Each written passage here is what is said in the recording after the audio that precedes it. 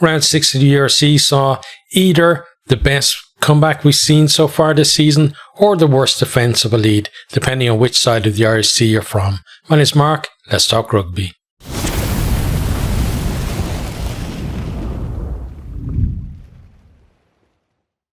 Another round of the URC, and luckily for me I get to debut another nice new shirt. Really like this one. It's Cardiff. So I don't believe in lucky charms or anything like that, but I will say that since I debuted the Scarlets jersey on the channel, they've had 3 wins in a row. Then next week after that, then it was the Sharks, and they've had 2 wins in a row. And now it's Cardiff, so maybe they're going to go and run as well. And if it is, as I said, it's just coincidence. I don't believe in any of that stuff, but just kind of a bit of fun anyway. Now, let's get into the games from the weekend. And there is a reason why I'm wearing this, and we'll come to it later. So, starting off with the Friday games, Benetton 15, Bulls 17. So Bulls, they can see the penalty right from the kickoff for offside. Albanos strokes it over for 3-0 to Benetton. A couple of minutes later, Grobler pinged for obstruction and upsets Rhino Smith to land from long range. Round about halfway, 6 points to 0. Bulls then win a scrum penalty about 35 metres out on Johannes. Gets them on the board 6 points to 3. Then Bulls infringe at the breakdown. Albanos lands another kick for 9-3 at half time. Smith then with a grubber in behind Bulls defence. I think Johannes was there. He does really well to gather and buy his team a little bit of time, even though he's isolated. The Bulls recycle, but then Benetton get over the ball at the next ruck. Albanos stretches the home team to a 12-3 lead. Bulls then go to the corner from a penalty, set up the maul. They drive it well. Kutsia breaks off and goes close. Then Vermaak has a go before Ludwig gets over to score. Converted, and Bulls are back in this at 12 points to 10.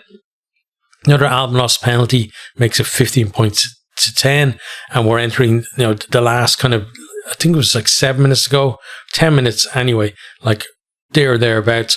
Bulls then back to the corner from another penalty, go to the maul again, but this time they keep it in and they drive over with some help from the backs. Van der Merwe to score. Creel lands a clutch conversion from out wide to win it for the Bulls. Really good end to that game for them as well.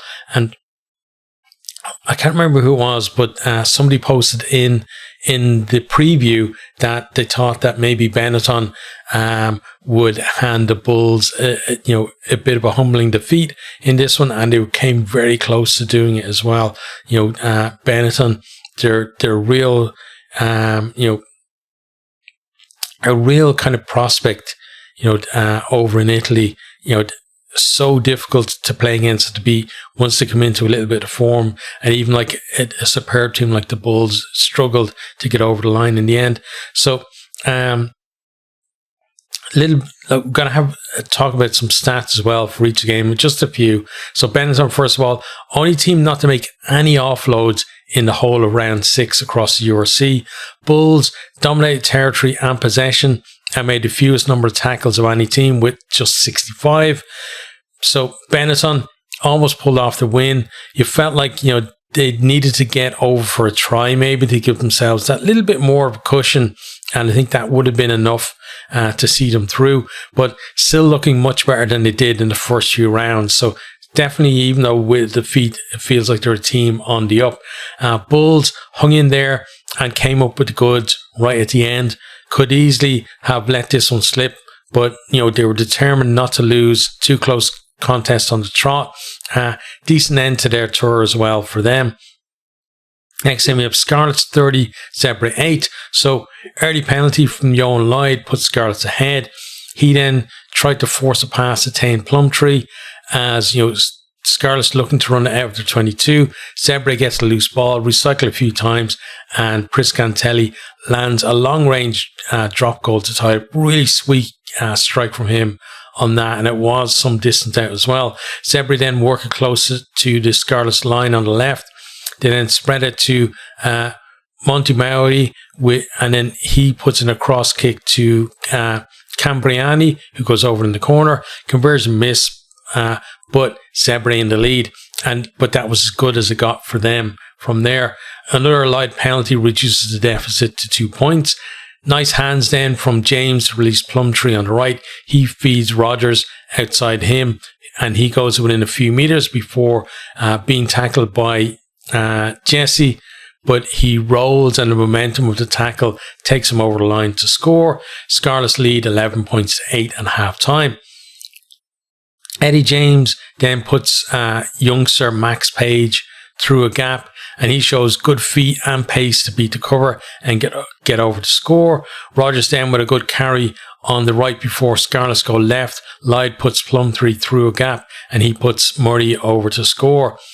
Scarlets then go to the corner from a penalty. Initially, Zebre pushing their maul towards the touchline, but Scarlets straighten it a little bit, and then they drive again. MacLeod breaks off to score the bonus point try.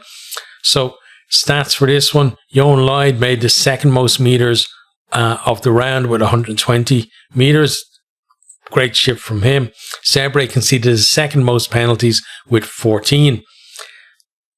Zebre had a bright start, but really didn't offer much. Once Scarlets were more than a score ahead, and they do still struggle on the road. And you can see that there's still that's still a work in progress for them, is getting to that point where Benetton have been for the last couple of seasons, where they can be competitive at home and away. It doesn't happen overnight, but they seem like they're on the right track, at least in terms of their improvement. Scarlets now with 3 wins on the bounce. Again, nothing to do with me wearing the jersey. Got themselves ahead at the break, and then just stretched away in that second half. Johan Lyde had some impressive involvements, as did Rogers and Plumtree. And, what you have to think about now is, can they pick it up again after the international break? Or, will they be one of the teams that wish that, they could have continued in this vein of form? Next time we have Stormers 17, Glasgow 26. So Stormers, they break as the ball goes loose.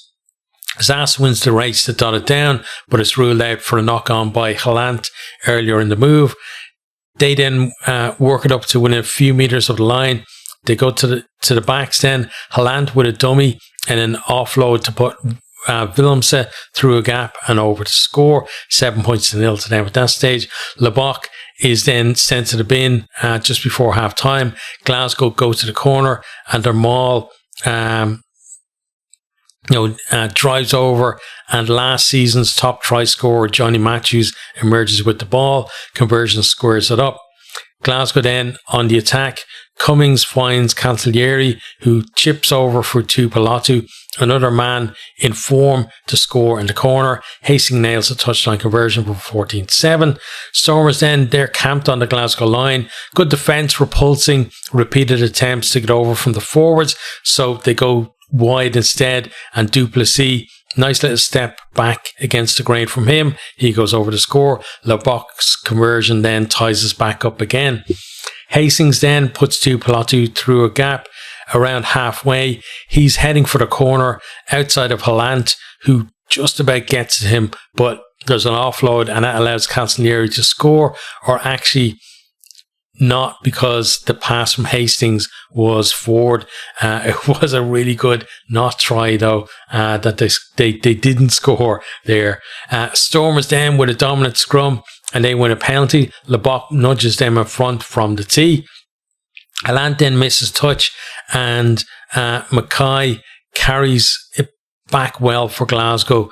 Then they go to the width. Rowe, he's out there with just a gaggle of Stormers, so he decides to put a chip over, and then he sets off to chase it down, and he has the pace to get there first and ground it. Really good pace from him. He beat maybe about 4 or 5 defenders who were out there, just for pace, not like slaloming through them or anything, but still really good finish. Jordan's conversion makes it 21 points to 17. Then Jordan with a brilliant 50-22 gets Glasgow in a good attacking position. Matthews then goes on a mazy carry that a centre would have been proud of, recycled a few times, and Then they move it left and Benter gets over for the bonus point try. And final score then 28 points to 17. So for the Stormers, 18 offloads, joint highest of the weekend, tied actually with Glasgow. 30 missed tackles though, not so hot from them. Morabi though with 7 successful carries. For Glasgow, 30 defenders beaten, second highest of the round, and Johnny Matthews with 6 all on his own. Stormers competitive until the kind of last 15 minutes when Glasgow pulled away. Losing at home, even to the defending champions, will sting them, I think. And, their mixed start to the season really continuing. Glasgow making a habit now of reducing big performances in South Africa.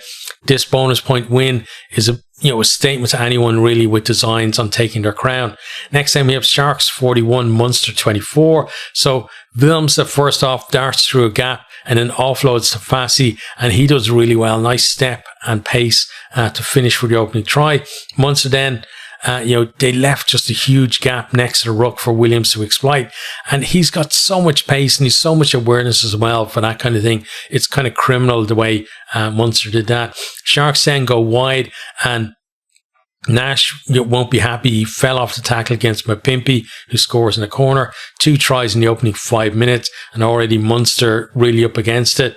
Penalty then stretches the lead as well for the Sharks. Then loose ball scooped up by Scannell. He feeds Tom Ahern out wide. He's being chased down, but even though he does get tackled short of the line, his big frame allows him to stretch out to score. Then we have an offload from the deck to Fassi. He chips, and the bounce of the ball eludes him and Haley, who is back defending for Munster, but it drops kindly for, I think it was Chituka, and he puts Williams under the post. Then we had a decent carry from Nash. It's recycled and Heady goes over out wide as Munster just trying to hang on in there really. Strong scrum then from the Sharks 5 metres out. Esterhazen comes on a good line and has the power to force his way over. 31 points to 10 at half time. And, Munster will a lot to do in that second half. Sharks then score a penalty shortly after the break to eke it out to 4 scores ahead. Billy Burns then attempted clearance, charged down by Chituka, and he grounds to add to Munster's misery. And at that stage then, it's over as a contest. Munster just chasing a bonus point. Coughlin with a great break and gets Munster on the front foot. Munster managed to get there and support before he gets isolated. Burns then with a crossfield kick to Nash, who steps back inside and gets over the line. Then Tyg Byrne forces his way over from close range with a clock in the red as Munster do get that try bonus point right at the death. Okay, so Mapimpi with the most metres of the weekend, 123 for him, and joint most offloads as well with 4. He really did have a great game there, but a lot of the Sharks did as well. Chituka was exceptional. Munster with the most territory, 68% of any team, but clearly second best in the actual game. Nash with the joint most defenders beaten with 7, and Munster with the most clean breaks of round 6 as well with 15. But again, they couldn't do really anything with those clean breaks and that 68% of territory. So, definitely work for them to do. Sharks seem to, woken up. That's 2 superb performances from them on the trot now. The question is, can they keep it up for the whole campaign? And we know about the stars that they have, but can they do it when they have to dip further into their squad? That's going to be the real kind of sticking point for them. I think Munster looked a little lost. They look a little lost at the minute. Sorry. I think the international break is probably going to do them good, and it will allow them to kind of regroup a little bit as well. Next time we have Ospreys 22, Edinburgh 13. So Ospreys, they go to the corner from a penalty, set up the maul from the line out. The backs join in and over to go. Dowie Lake is the scorer. He then concedes a penalty for an early tackle, I think it was. That allows Velicott to cut the margin from the tee. Velicott then goes quickly from a penalty 5 metres out and scores under the post. Quick thinking from him, and Edinburgh hit the lead at that stage. Morgan Williams then goes to the bin for a no-arms tackle. He's joined by Richie 5 minutes later as the numbers are evened up for a few minutes. Ospreys then, they're pounding away at the line before Thomas manages to get it down to score. Then we have a kick in behind, and Patterson, he tries to run it out for Edinburgh, but he gets isolated. Williams gives Ospreys a 5-point lead from that penalty. Velicott then brings it back to 2 points as Ospreys didn't roll away. Again then, Ospreys, they've got the line under siege, and Parry manages to get over.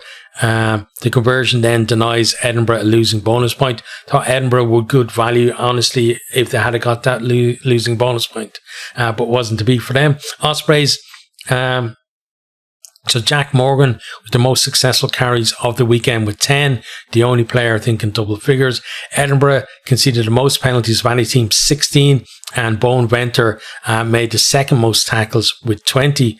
Ospreys, needed really, to get a win, and they managed to stall Edinburgh's mini revival at the same time as well. But there's still a ways off the standard really that they set themselves last season. Edinburgh still looking fragile. They need to be on the right side of the referee if they're going to go on a run after the international break. Next time we have Leinster 24, the line 6. So RG Snyman charges down a box kick on the edge of the line 22. Leinster win a penalty at the next ruck, and Sam Prendergast strokes it over for 3-0. Then we have a good carry for Eric Cronje. He was on for Kewan Horn, who went off for an HIA, which he failed, and he was a big miss for them because he's been in superb form this season. But Cronje gives the Lions a bit of momentum.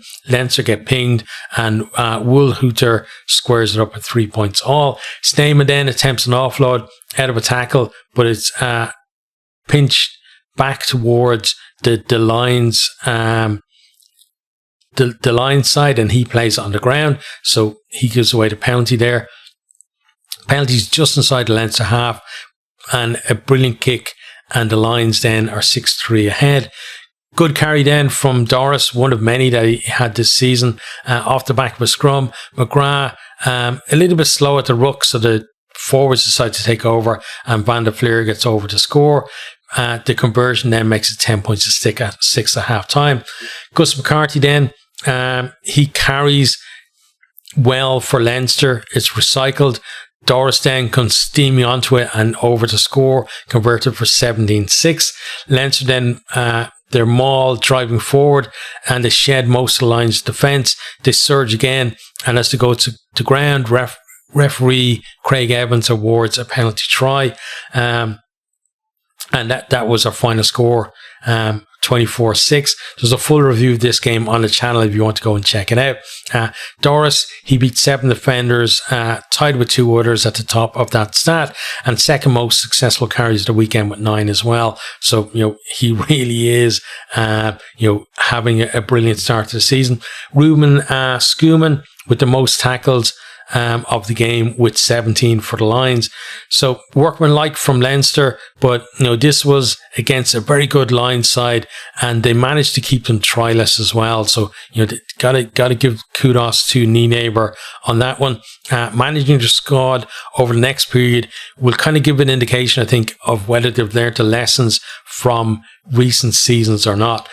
Lions, they bent the line a few times and were close to getting through on a couple of occasions as well, but just that little bit of quality lacking, I felt. But they can be proud of their efforts. The question now is, can they sustain this good start? The evidence from the first 6 rounds would suggest probably yes. Next time we have Connacht 31, Dragons 7. So Connacht camped on the line, and over goes Paul Boyle to score. Then after that, then Bolton with a strong carry down the right. Then they move it back inside. Aki breaks the line, offloads to Blade to go under the post. And there was a lovely pass in there from Joe Joyce to Aki in the build-up as well. Keane Prendergast then runs over Dragons defender, I don't know who it was, to score out wide. And it's all Connacht 19-0 at half-time. We then had to wait until the 73rd minute for the next score of the game. Devine with a lovely little snipe, and he puts forward away to score the bonus point try. A few minutes later then, Dragons finally get on the board. Tane Basham twisting through a tackle and does well to get the ball down on the line. Devine then intercepts to go over from halfway as Connacht have the last say, and there were warning signs there for Dragons because Janssen almost intercepted a few phases earlier to that. So Ben Carter with the most tackles of anyone from the weekend with 22 for the Dragons. Also Dragons the most kicks retained with 8, but unfortunately didn't produce anything from them. Paul Boyle with 9 carries up there with Doris, really good performance from him. Connacht with the second most clean breaks with 13. Finally then we have Cardiff 21, Ulster 19. So Ulster, they got that line under siege. They have penalty advantage. They decide to go wide, but Cock drops it. Back for the penalty. Evan Lloyd goes to the bin. It was repeated infringements from Cardiff. Ulster then continued to besiege the line, and Izuchuku drives over to score.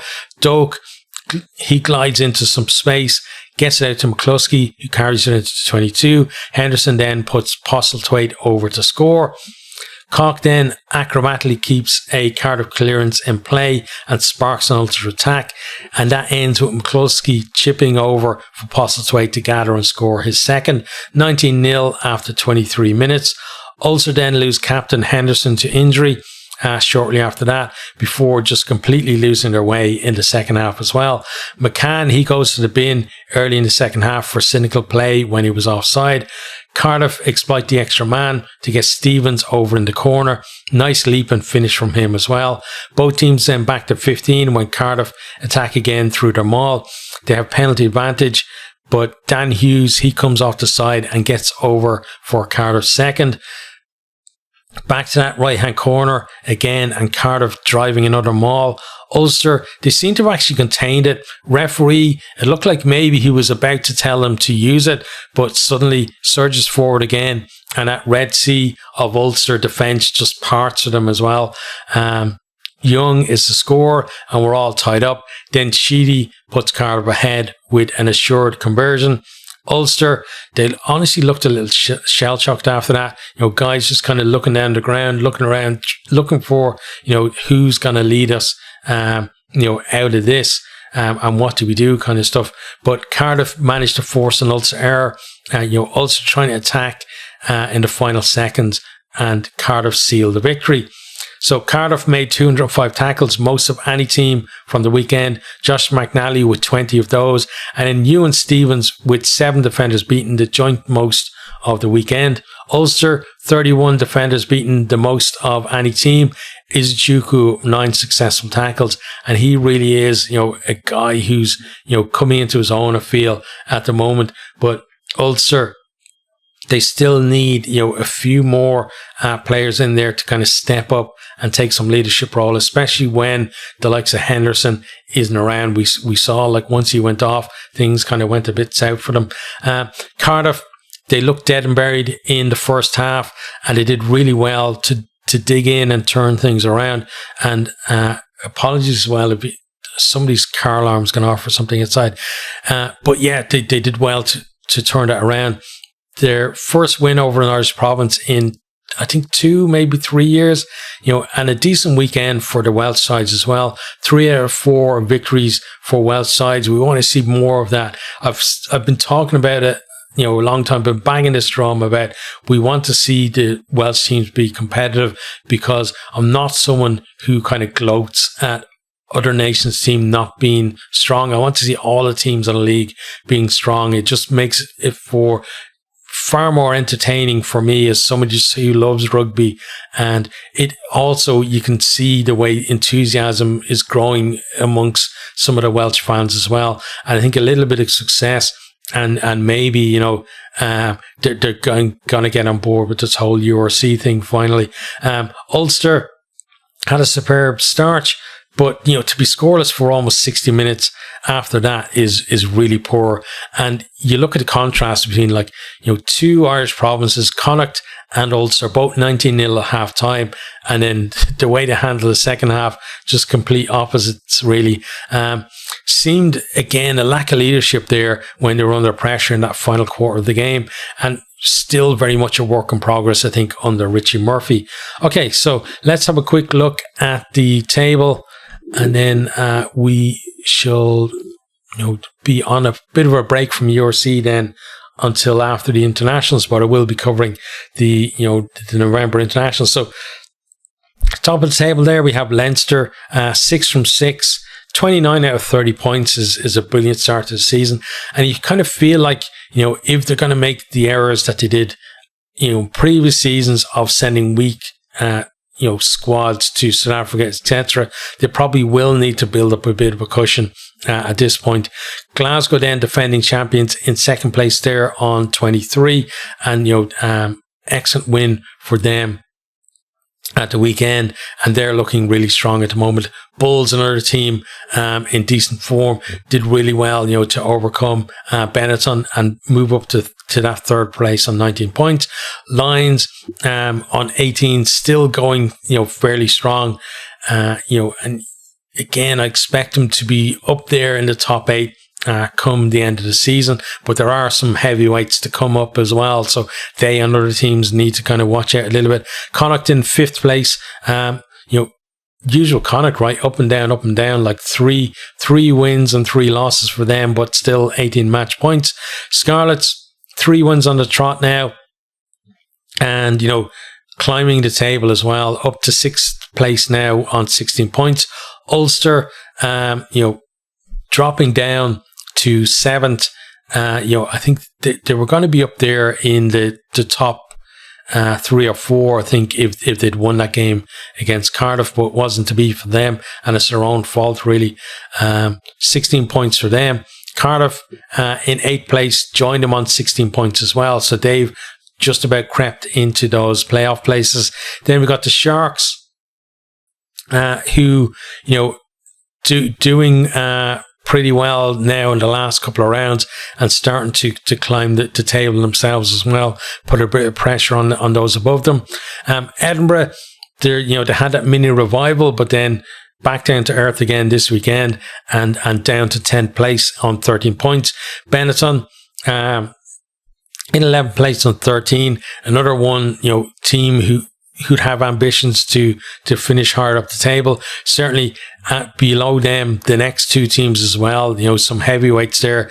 Munster, former champions, in 12th place on 12 points, and the Stormers, also former champions, in 13th place on 10 points. Then we have Ospreys, the bit of surprise package from last year, down 14th on 10 points. Another team who look to improve their fortunes and move up that table. And then, despite the Dragons, looking a lot better this year, they're down now in 15th in a very familiar place with 7 points, and just about ahead of their buddies down there in 16th, Zebre, also on 7 points. But both of those teams looking a hell of a lot more competitive this year. And, whether or not they're going to finish higher up the table or not, you would expect them to gather more match points than they did last year. So that's a look at the table. Well done again to Cardiff for getting into that top 8 and getting that win against an Ulster team who basically threw it away. But whether the opposition throws it away or not, you still have to have the quality to take those opportunities, and Cardiff did. So really well done to them. Hope now that they do go on a bit of a run,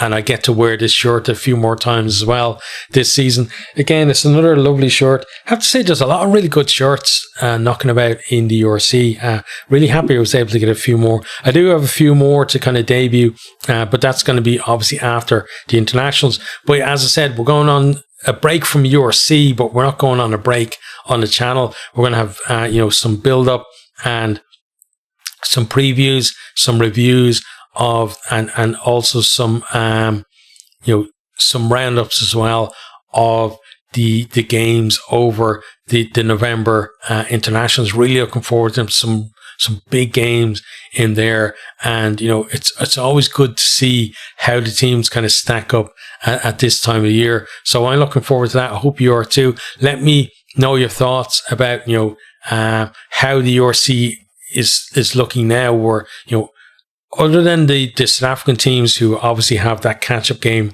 during games like one each during the Six Nations, it's basically 6 games done for everyone else. So we're 1/3 of the way through the season already, or at least the regular season. So if you're like doing well at the top of the table, you've got some credit in the bank there. On the other side of things, if your team is down there near the bottom, do you think there's enough games left for them to turn things around? And do you think they're actually going to be able to get themselves up into that coveted top 8 or not? But let me know your thoughts down in the comments, and I'll see you guys in the next one.